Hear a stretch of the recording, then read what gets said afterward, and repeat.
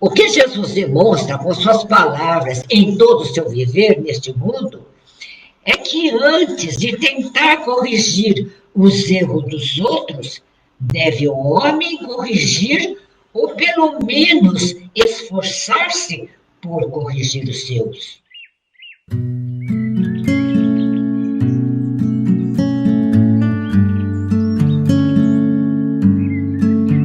Bom dia a todos. O som está bom, está tudo certo. Vamos fazer a nossa prece. Mentalizemos a figura de Deus,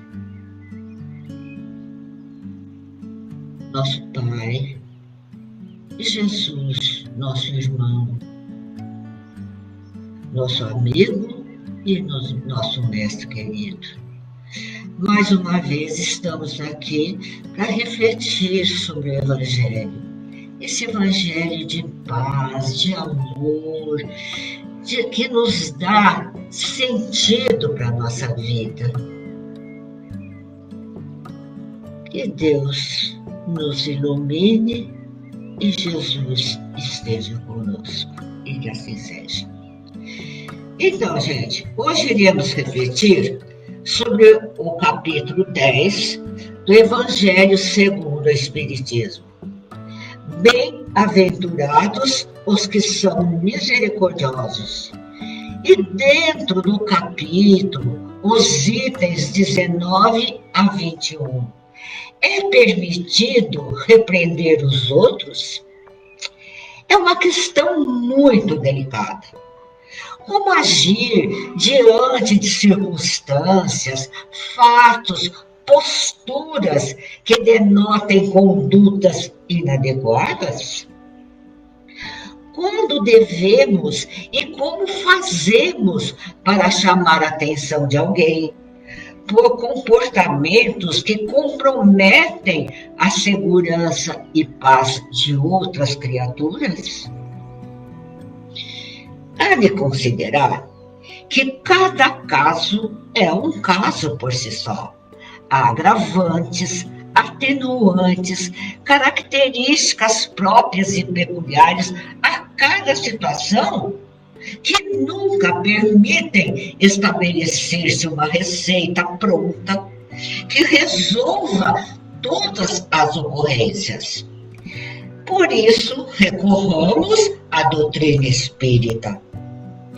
Diz Emmanuel, visto que o homem em geral, estando mais próximo da animalidade do que da angelitude, não pode deixar de ver o mal para que, observando e analisando as consequências, sinta a vontade de eliminá-lo de si próprio e de toda a humanidade.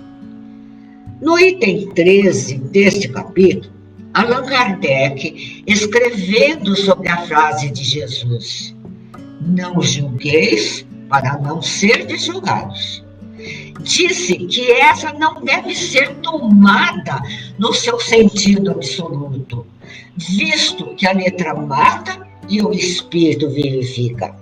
Jesus não podia proibir de se reprovar o mal, pois ele mesmo nos deu o exemplo disso e o fez em termos enérgicos. Mas quis dizer que a autoridade da censura está na razão da autoridade moral daquele que a pronuncia, e que a única autoridade legítima aos olhos de Deus é aquela que se apoia no bom exemplo. Ao Espírito São Luís, Kardec fez 3 perguntas. A primeira, se considerarmos que ninguém é perfeito, significa que ninguém tem o direito de repreender o próximo? E São Luís responde, certamente que não, pois cada um de vós deve trabalhar para o progresso de todos e, sobretudo, dos que estão sob a vossa tutela. Fica bem claro que o mal tem que ser visto, comentado, combatido, a fim de ser eliminado da mente e dos corações humanos, bem como da terra. O que Jesus demonstra com suas palavras em todo o seu viver neste mundo é que antes de tentar corrigir os erros dos outros, deve o homem corrigir ou pelo menos esforçar-se por corrigir os seus. E quem assim o faz pode tentar esclarecer seus irmãos com a intenção de auxiliá-los no seu desenvolvimento espiritual, com discrição, sem alarde, sem gerar escândalos, sem imposições, de forma a mostrar-lhe sua verdadeira intenção de ajudar. E assim fazendo, o outro não vai ter motivo para sentir-se humilhado, principalmente porque percebe a boa intenção de seu crítico, demonstrando ser seu amigo. Jesus combate, sim, esse hábito desastroso de querer difamar o outro, da exigência em relação ao comportamento alheio, querendo que assim o faz mostrar-se melhor do que é, sem falhas, superior aos demais, o que demonstra a maldade, o orgulho que existe ainda nos homens. Esclarece Jesus que mesmo quando percebemos no outro uma falha, da qual ele pode libertar-se com nossa ajuda, devemos também incluirmos-nos na censura e no esforço de corrigir em nós. Desse modo, estaremos melhorando a nós e aos que nos rodeiam, contribuindo para o progresso geral. Uma segunda pergunta. Será repressível observar as imperfeições dos outros quando disso não possa resultar nenhum benefício para eles e mesmo que não as divulguemos? E São Luís responde que depende da intenção. Se essa observação das falhas alheias for um aprendizado pessoal para evitá-las em si, corrigido se as tiver, só pode ser benéfica essa atitude. Aprende-se muito nas análises dos próprios erros, das suas consequências, tanto quanto fazemos o mesmo com os alheios. Jesus ensinou-nos a combater o mal fazendo o bem. Para isso, é preciso ver o mal onde ele existir, em nós, ao redor de nós. Não se pode combater o que não se vê ou não se percebe. O erro está em fazer essa observação em prejuízo do próximo, desacreditando, sem necessidade, na opinião pública. Seria ainda repressível fazê-lo com sentimento de malevolência e de satisfação por encontrar os outros em falta. A terceira pergunta. Há casos em que seja útil descobrir o mal alheio? E São Luís responde: a caridade bem compreendida deve sempre falar mais alto na análise das consequências desse mal. Se as imperfeições de uma pessoa trouxerem prejuízo somente a ela, não existe nenhum motivo para divulgá-las. Pode-se tentar conversar com ela, sem imposição, com raciocínios claros, inspirados pelo amor, pela amizade, se ela o permitir. Mas comentar com outros, divulgar a quem quer que seja, é agir contra a caridade. O seu próprio viver vai lhe mostrando essas imperfeições. e dando-lhe oportunidades de corrigir-se quando ela quiser. Todavia, quando esse mal pode trazer prejuízos a outras pessoas, o interesse do maior número de prejudicados deve sobrepor-se ao interesse de um. Torna-se, então, um dever a sua divulgação. E conforme a circunstância, desmascarar a hipocrisia e a mentira pode ser um dever, pois é melhor que um homem caia do que muitos serem enganados e se tornarem suas vítimas. Em semelhante caso, é necessário balancear as vantagens e os inconvenientes. Essas perguntas e suas respostas mostram a importância do raciocínio e do conhecimento das leis morais para escolher as melhores soluções para as diversas situações.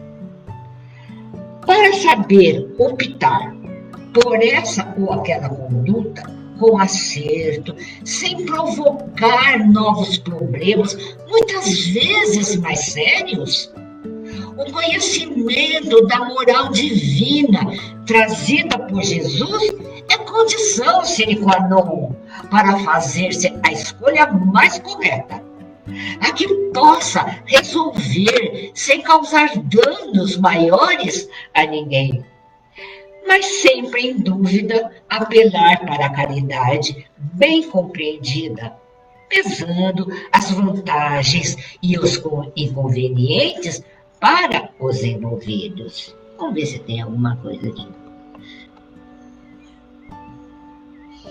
Elza. Oi, Elza. Minha amiga aqui.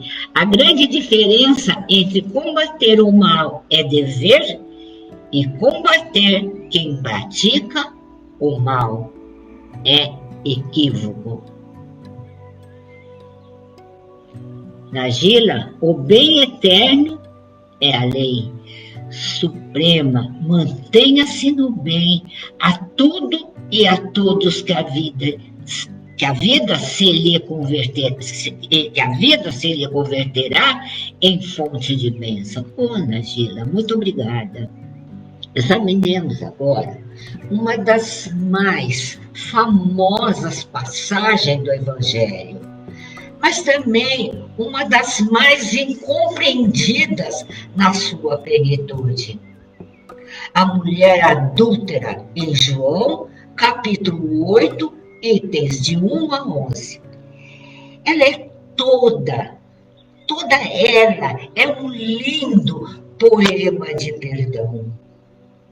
Diante de uma situação de tamanha pressão, Jesus, em sua divina paz e sabedoria, pronuncia a célebre frase: aquele que não tiver pecado, atire a primeira pedra. O que deixou todos aqueles que condenavam aquela mulher que havia praticado adultério sem forças, nem tampouco razão para condená-la. E João, nesse capítulo 8, nos itens de 1 a 11, ele descreve o seguinte: então lhe trouxeram os escribas e os fariseus uma mulher que fora apanhada em adultério, e a puseram no meio e lhe disseram: mestre, essa mulher foi agora mesmo apanhada em adultério. Moisés, na lei, mandou apedrejar estas tais. Qual é a vossa opinião sobre isto? Diziam, pois, isto os judeus, tentando para o poderem acusar. Jesus, porém, abaixando-se, pôs-se a escrever com o dedo na terra. E como eles perseveraram em fazer-lhe perguntas, ergueu-se Jesus e disse-lhe: aquele dentre vós que estiver sem pecado, atire-lhe a primeira pedra. E tornando a baixar-se, escrevia na terra. Mas eles, ouvindo, foram saindo um a um, sendo os mais velhos os primeiros. Como todos possuíam erros ocultos sob as máscaras, foram saindo um a começar pelos mais velhos, até o último, pois não conseguiam prosseguir no seu intento diante da força moral de Jesus. E quando só restou a mulher, ele faz o questionamento a ela: mulher, onde estão aqueles que te acusaram? Ninguém te condenou? E ela disse: ninguém, Senhor.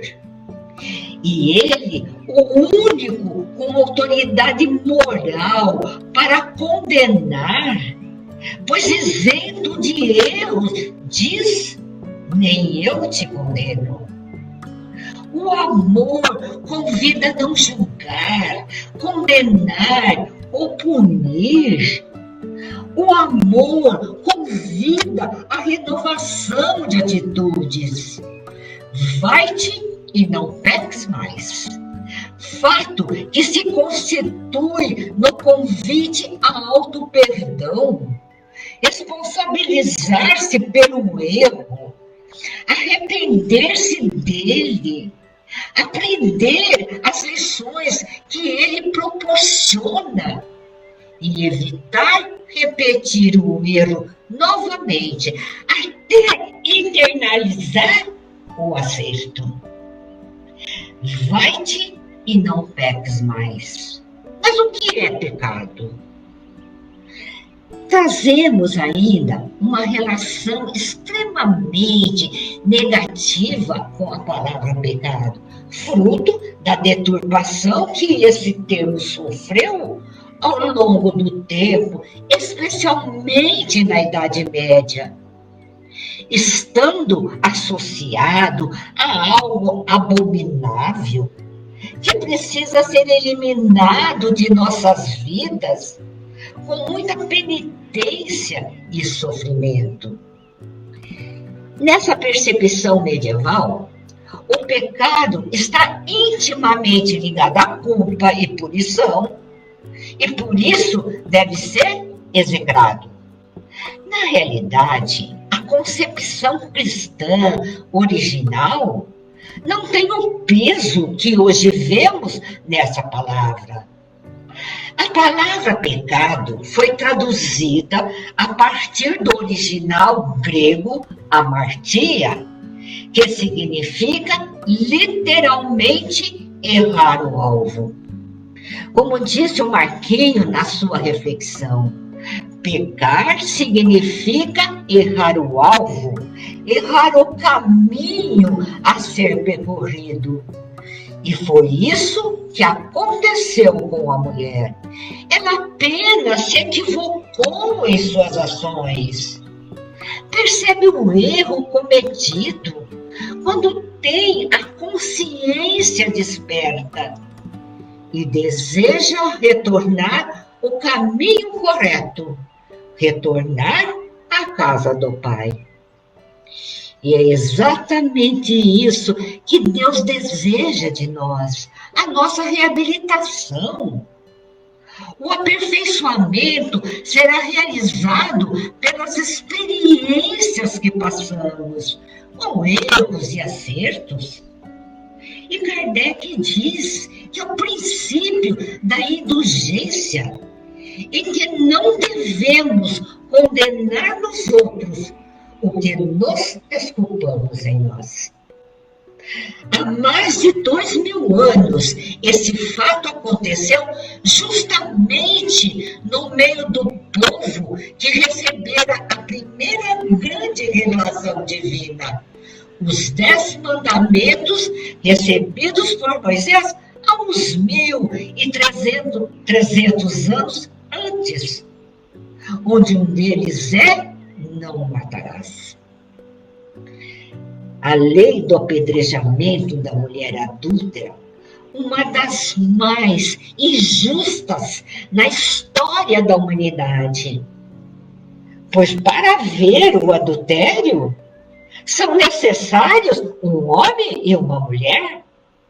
Não faz parte da lei divina, uma vez que essa é imutável. Deus não comete erros, não precisando de retificações. Este pode, aquele não pode, ou vice-versa.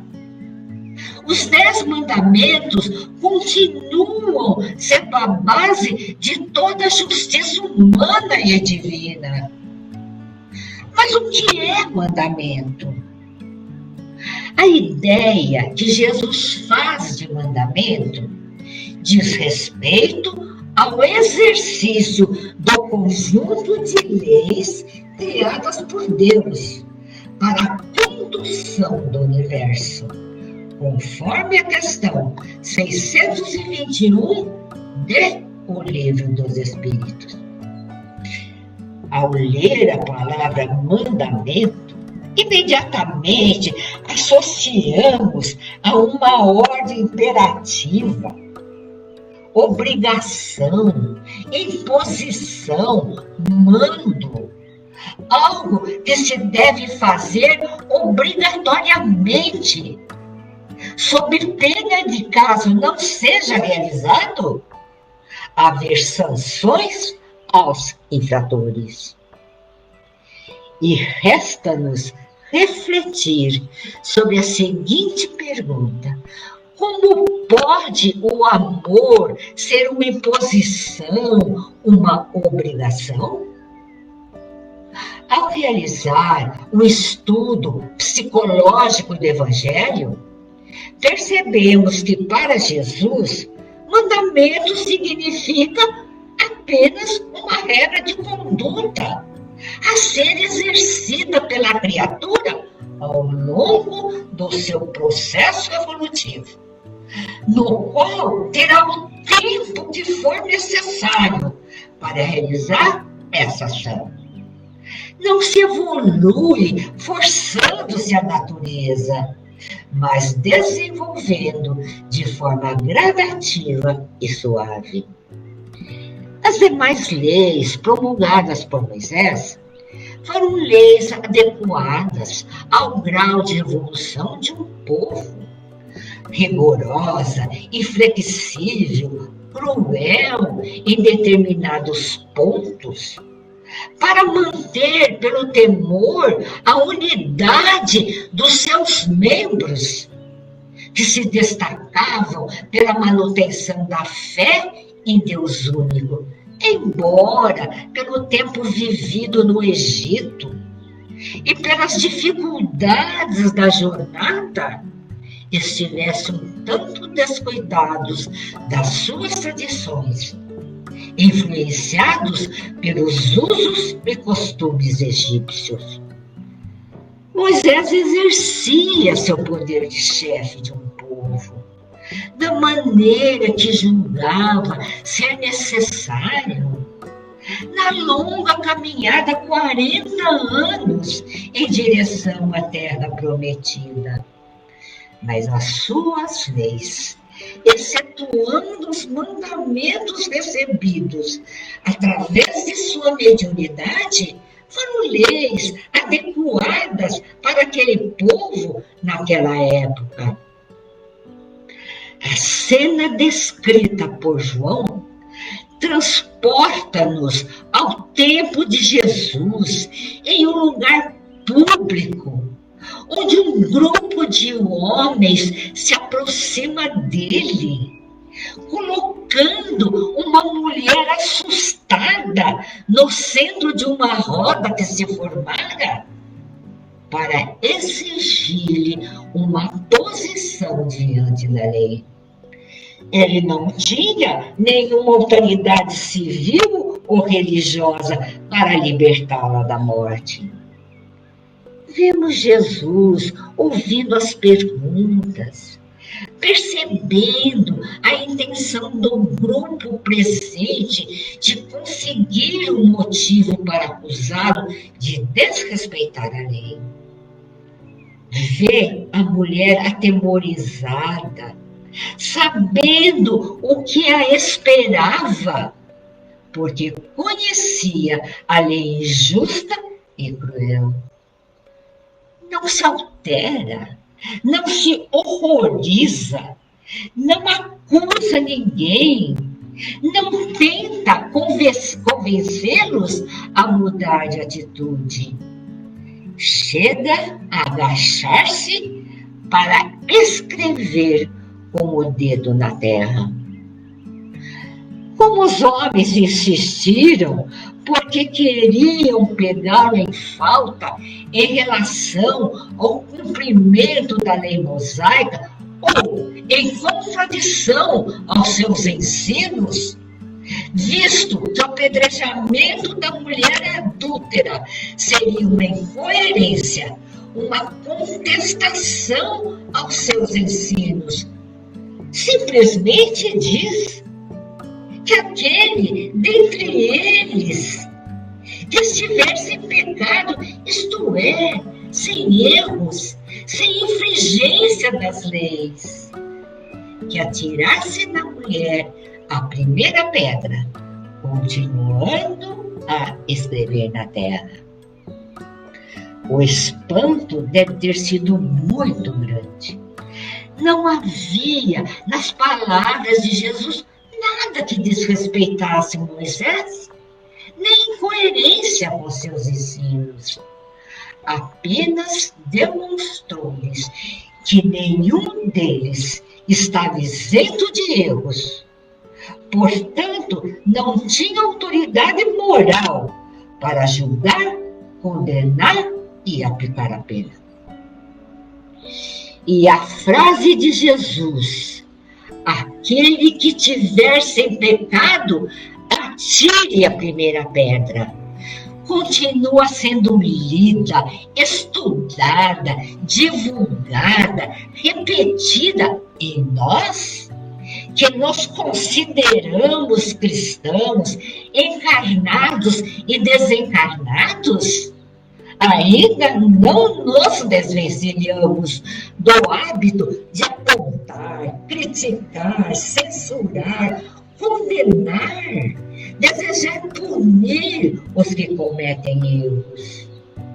Jesus deixa bem claro a necessidade que todos têm da indulgência, visto sermos espíritos em desenvolvimento, sujeitos, sim, a enganos e omissões. Ensina que não devemos julgar os outros mais severamente do que nos julgamos a nós mesmos, e nem condenar nos outros o que nos desculpamos em nós. E antes de reprovar alguém, consideremos se essa mesma reprovação não nos pode ser aplicada. Quando aceitamos algum erro nosso, o que nem sempre é feito, encontramos sempre motivos para explicar, justificar nossas atitudes e ações, mas somos exigentes e severos com os erros dos outros. Pior ainda, quando, para defendermos-nos de alguma censura ou crítica de alguém, acusamos esse alguém de outras falhas, que nada tem com o fato e a situação atual. Defender-se acusando outros é sinal do reconhecimento de suas faltas, querendo, por falta de argumentos sólidos, difamar o outro, desacreditando. Elza, os mais velhos foram os primeiros a tomarem consciência de suas faltas. Talvez por terem mais faltas. É isso aí. Ricardo. Jesus, como o nosso modelo e guia, não tendo condenado a mulher adúltera, nos dá o notável exemplo de que nós não devemos condenar uns aos outros, como comumente fazemos. Exatamente, Ricardo. Quantas vezes a gente faz isso? Marilene, reconhecer primeiro os próprios erros antes de condenar o próximo. É isso aí. Agila, a transformação do mundo vem por meio da transformação de cada um de nós. Somos parte da renovação. A vida é um eterno aprendizado. Não precisamos saber de tudo. Precisamos descobrir um pouco mais de nós mesmos. Exatamente. E Ana Gila continua. Deus sempre nos dá oportunidade a refletirmos o que nós estamos fazendo com a nossa vida. Que bonito.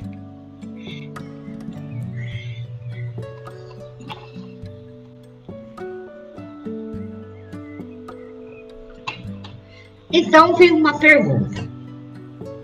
Mas então não se pode criticar o que está errado?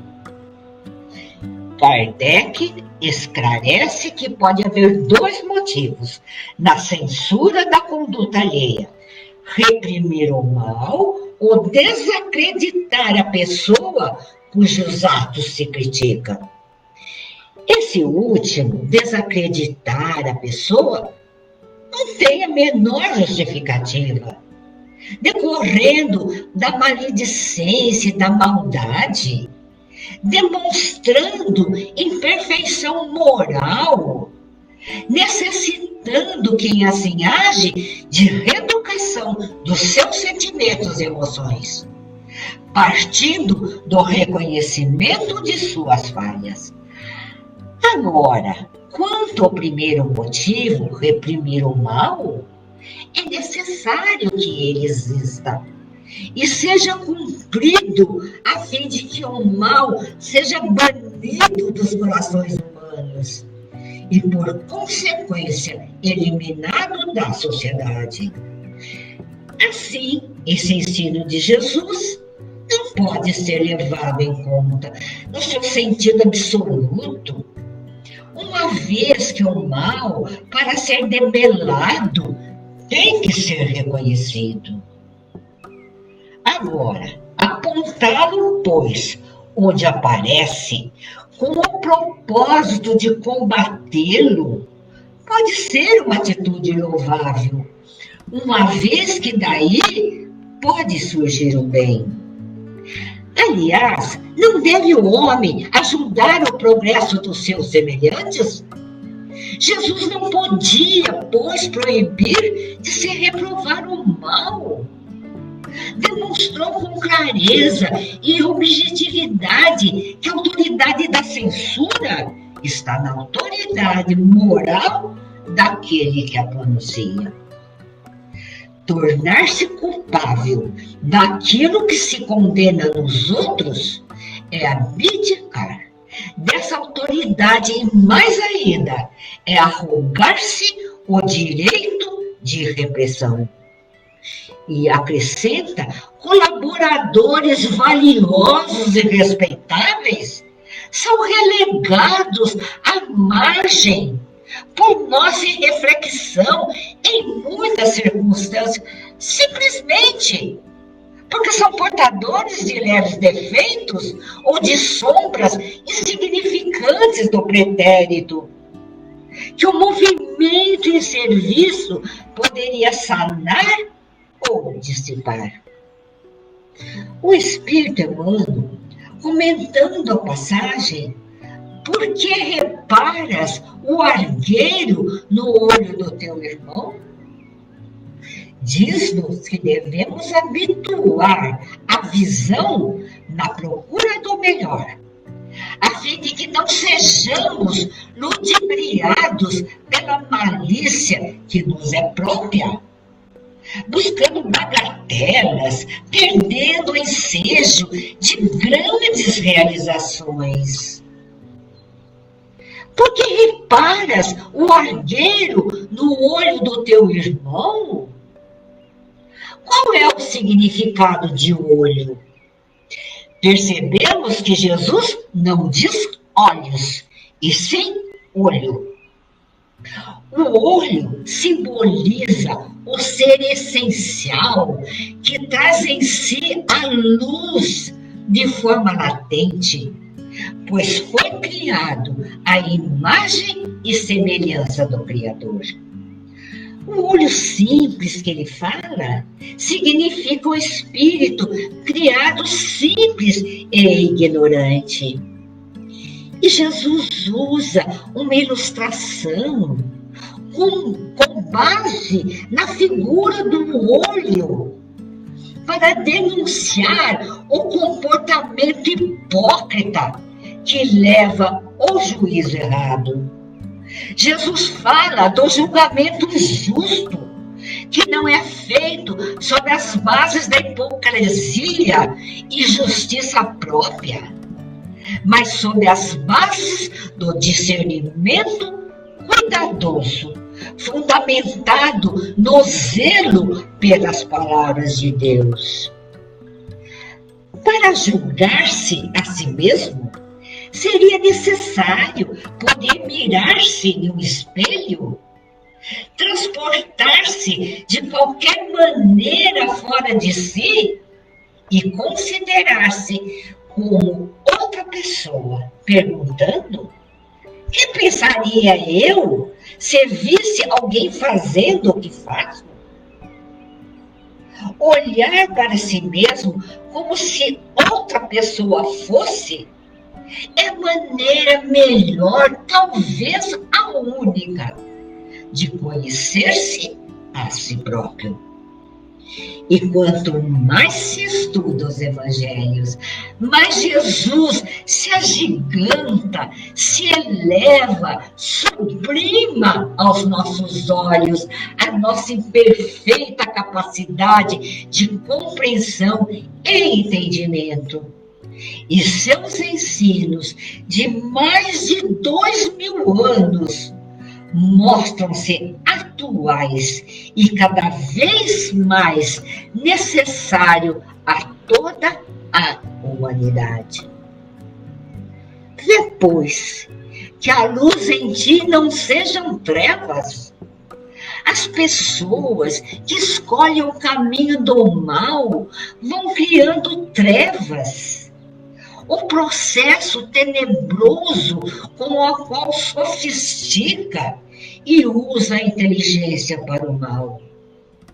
Agora, se, pois, todo o teu corpo é iluminado, não tendo trevas em parte alguma, ele todo será luminoso.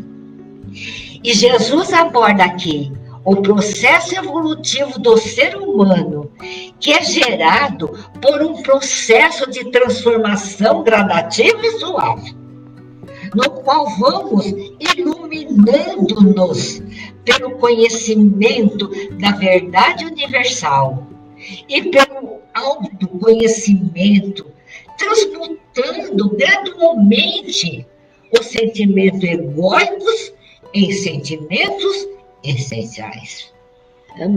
Marquinhos, nos falta vontade, educação do olhar para observarmos nos outros as suas qualidades e não os seus defeitos. Não acham? É claro, Marquinhos. A gente acha que só os outros têm falha, né? Imagina, somos seres humanos da Terra. Somos água, ar, energia. A Terra, todos os dias, nos dá grandes lições e nos mostra como podemos ser almas vivas e inteligentes para habitar na terra que amorosamente nos convida a florescer por dentro. Que bonito.